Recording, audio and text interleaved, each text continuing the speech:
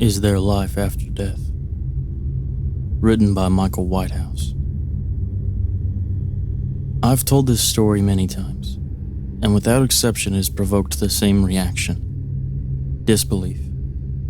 No matter how difficult it is for people to process, and no matter how many conventional explanations have been offered, this did happen, and it's an experience I will never forget. It started with a friend of mine, Stewart, who had always been interested in the supernatural. I, on the other hand, had no more interest in it than the next person. Of course I'm curious about whether there is life after death, and for selfish reasons. But I prefer to leave those things to themselves, as I find the entire subject morbid. I'm sure I'll learn the truth in the end, but until that day, I'd rather not ask the question for fear of the answer. Either way. Stewart was captivated by the paranormal. He lived and breathed it.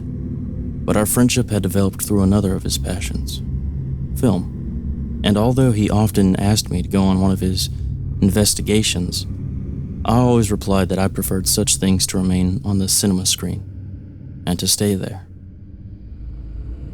We'd go for a few beers regularly at Farland's Bar on the main street, or catch a film at the local cinema with some mutual friends. Then, suddenly, I didn't see or hear from him for a couple of weeks, which was peculiar, but I assumed he was simply busy, and so I left it at that. It was 3:04 a.m. when he called.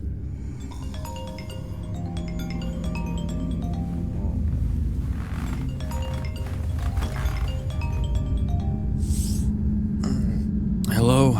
I was angry at first that he had woken me, but when I heard the sound of his voice, anger quickly bled into concern. Stewart was always such an upbeat guy, but that night his voice sounded distant, and there was a new uncertainty I'd never sensed before, which quivered underneath each word, unsettling me.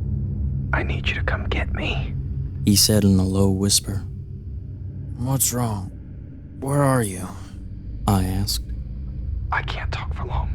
Just come to the old botanical gardens at the edge of town. His breath became increasingly labored and agitated as he spoke. Stewart, if you're in trouble, call the police. No! He exclaimed in a unique mix of whisper and shout. I'm not meant to be here. They'll arrest me. Just come to the botanical gardens and send me a text when you're waiting outside. I have to go. And with that, he hung up. 10 minutes later, I was in my car and driving to the edge of Windham Town.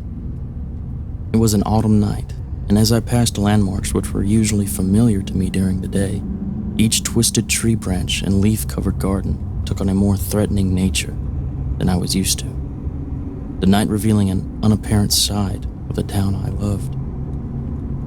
It seemed strange to me that Stewart would be in the botanical gardens at night.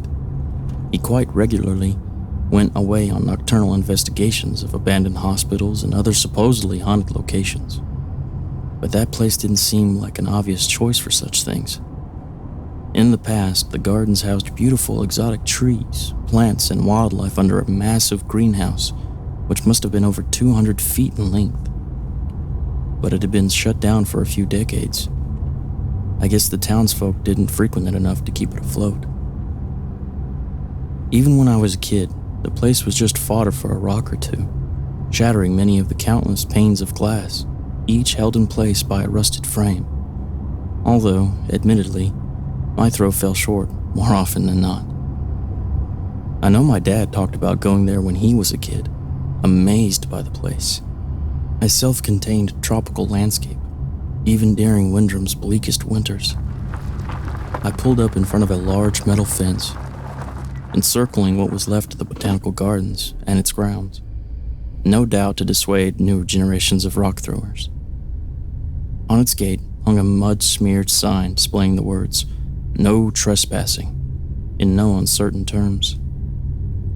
Stewart obviously hadn't bothered with the warning, no doubt more interested on catching a glimpse of something otherworldly inside. I left the engine running, as it was a little cold out. But just as I unlocked my phone, I received a text message. Kill your lights. And so I did. Then another message quickly followed. Don't call me whatever you do. I began to develop a distinct impression that Stewart and I were not the only ones present out there in the night. A nervousness crept into my breath, and as I sat there looking into the darkness of the gardens, partially obscured by a web of fencing, I felt as though something was staring back. For a moment, I was unsure how to proceed, but was then startled by another text message, and frightened by the thought that Stewart was in there somewhere and about to be grabbed by a burly security guard, a local gang or worse. I adhered to his instructions. Just follow my light and get me the hell out of here. And there it was, Stewart's torch flickering for a brief moment before being engulfed by the darkness once more. I opened the car door, the night uncomfortably cold as it washed over me. Just 30 minutes earlier, I'd been cozy, sleeping in my bed, and now this, climbing over a fence and walking into God knows what. The fence rattled as I pulled myself up, and as I reached the top, I looked across the pitch night and seriously reconsidered going any further. Then, Stewart's torchlight flashed again, and I knew I couldn't leave him, possibly injured or trapped, with the chilled October air threatening worse. I jumped down from the fence as quietly as I could, my feet muffled by the whispering grass below. The ground was wet, and the unattended grass and bushes which surrounded the main building made progress difficult. The light flashed again. 3 times, in fact, before Stewart turned it off once more. I was sure now that he was growing more agitated, so I continued in the direction of the once glass building to reach my friend as quickly as possible. But my footsteps were uncertain, and my eyes struggled to pierce the dark. I took up my phone and used the LED light on its back to see where I was going. As I walked toward the large shadowed outline of the garden building, I grew increasingly apprehensive. There were only 3 possible reasons why Stewart turned on his torch intermittently. One was that he had broken it somehow. Perhaps he could only get it to flicker into life every few minutes. Another explanation would be that the battery was low. Perhaps he was lost and switched it off to conserve what little juice it had left. The last explanation was a less appealing one. I switched off my light at the thought of it.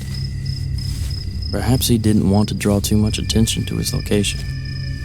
Maybe he was frightened that someone else would find him first. The darkness stood before me, a wall of black which blanketed all. It was hopeless. I was going to have to switch the light on to see where I was going. I remembered when I was 14 and had nearly fallen down an old drainage shaft when I was camping at night with friends. I always shuddered thinking about that, about how bad that fall could have been. I needed to see where I was going.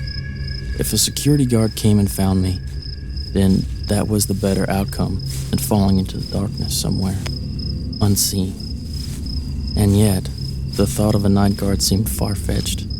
The old building had been derelict for years, and it seemed unlikely that the town would waste money on wages for someone to patrol the area at night. Finally, I reached the building, its base made out of red brick, which had held up surprisingly well for all the years of its neglect. The same cannot be said for the frame. Large metal struts reached up to the sky, forming a huge domed roof. I could see pieces of the frame lying on the floor, and in the dim light of my phone, I thought I saw strands of it hanging from the roof, just waiting to break off and impale any unwelcome trespassers. I cringed at the thought of my friend lying somewhere inside, perhaps impaled or trapped by falling metal and masonry. Stewart's light flickered again, and then disappeared. It was indeed coming from inside, and as I ducked under and then through one of the countless empty metal frames, I realized that he was somewhere in the middle of the building. Despite having no solid walls, There was an echo of sorts to the place. Subtle. My footsteps ricocheting gently off the concrete floor and then filtering out into the bleakness of the night. That was when I first noticed it. The cold. Sure, it was always cold in October, but I slowly proceeded, shards of broken glass cracking occasionally under my weight. A chill in the air grew more pronounced. It bit at my exposed face, and I was convinced that if I looked in a mirror, my nose would have been bright red. There, Stewart's light. It was closer now, and for the first time I saw the light reflect upwards for a moment and illuminate Stewart's outline. As I drew nearer, the night closed in, and the cold was now becoming almost unbearable. My hands ached from the bones outward, and the air froze my insides with each breath. I was now only a few meters away from the center of that old glassless dome and my friend. The light flickered again, but it seemed obscured somehow, as if Stewart had turned his back on me, the light from his torch bathing him in illumination for only the briefest of seconds. "Stewart, it's Mike. Are you okay?" I said softly. "Yes, let's get the hell out of here," he replied nervously. Then a new noise joined us. As I opened my mouth to whisper across to Stewart and ask him if he was hurt, the sound of broken glass breaking under weight echoed from behind. It came from somewhere behind us, and was subtle at first, but there was no doubt. I could hear movement. Yes, footsteps, more pronounced. They were moving toward us. Then, they stopped. All I could hear was my heart thumping, the adrenaline of apprehension coursing through my veins. Quickly, I switched off the light from my phone, hoping to obscure our location. "Someone else is here," I said, I know. They've been wandering around me for hours, whispered Stewart. Then the footsteps moved again, this time circling, prowling under the cover of night. I knew then why Stewart had called me. Someone was taunting him. They had been in the broken glass dome all along, terrifying my friend and me in the process. No doubt he had been terrified, but now there were two of us, and whoever was circling, there were surely but one. I decided we would act, pick a direction and stick to it. I moved close to my friend and whispered, "Follow me." "Sure." That word still haunts me. The light from Stewart's torch came on once more, but, you see, it wasn't a torch, and whoever I was standing right in front of was not my friend Stewart. A strange light emanated from inside the throat of what I can only describe as the figure of a woman. The light bled out through translucent skin which seemed to take on the appearance of night, and the light forced its way up and out of her gaping mouth. At that moment, Stewart appeared from the darkness, grabbed my arm, and before I knew it, we were running. Our feet scrambled over broken glass, pummeling it further into smaller shards. I looked over my shoulder, and the horrid figure, light source and all, was chasing us. The light from her throat and mouth seemed to pulse with intermittent fury, and as we reached the metal frame of the building, she screamed words of hate and anguish, a rasping anger filled with nothing but contempt for the living. Before I knew it, we had escaped the gardens, that screeching creature seemingly constrained to the boundaries of that derelict building. We reached the fence, then the car, and then home, where I fixed both Stewart and myself a large whiskey as we tried to calm our nerves. As it turned out, Stewart had been on one of his investigations, as I'd thought. He heard stories of strange lights coming from the old botanical garden building at night, and thought he would check it out. He got more than he bargained for, that's for sure. At first, the old building seemed empty, But as the night drew in, he felt as though he was being watched. Suddenly, the batteries from his torch drained. The spare batteries he always carried on him were equally unresponsive, and so he was left in the darkness, alone. It was then that he heard the footsteps, and the woman's voice simply kept saying, I know you're here.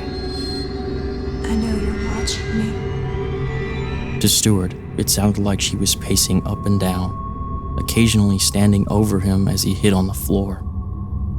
God knows what would have happened if she'd found him. I'm sure you have realized by now that Stewart claims he never called me on his phone or sent me any text messages. Indeed, he dropped it in the darkness and still hasn't found it to this day. We talk about that night occasionally, and Stewart hasn't been on any more investigations since. He lost the stomach for it. And who could blame him? My unease with the memory of that night, however, doesn't revolve around the fear of meeting some spectral creature in the night. I intend to stay as far away from any haunted places as I can. It's more of a fear which grabs me occasionally when I really think about what that night meant. If that horrid apparition is in any way what happens to us all when we die, that we are filled with such hatred for the living, I'd prefer to believe that there is no life after death. For what we encountered that night was a twisted reflection of all that is good in each of us. And if no good can remain, I would rather not exist